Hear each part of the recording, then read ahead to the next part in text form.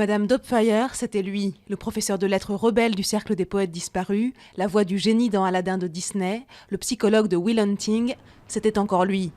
Robin Williams a été retrouvé mort lundi, après s'être vraisemblablement suicidé.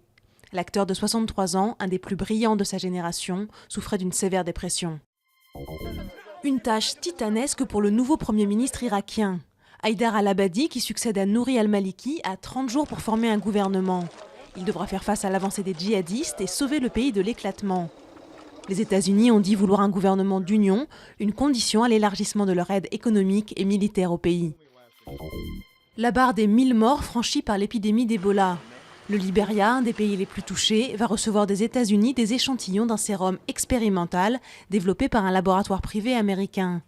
L'OMS doit se prononcer sur l'opportunité d'utiliser des médicaments non homologués pour lutter contre la fièvre hémorragique.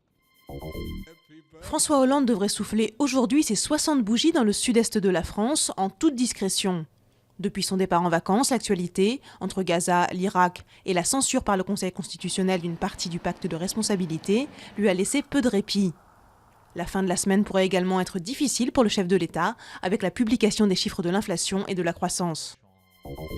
Enfin, une bonne nouvelle pour la France. Elle est restée en 2013 le pays le plus visité au monde.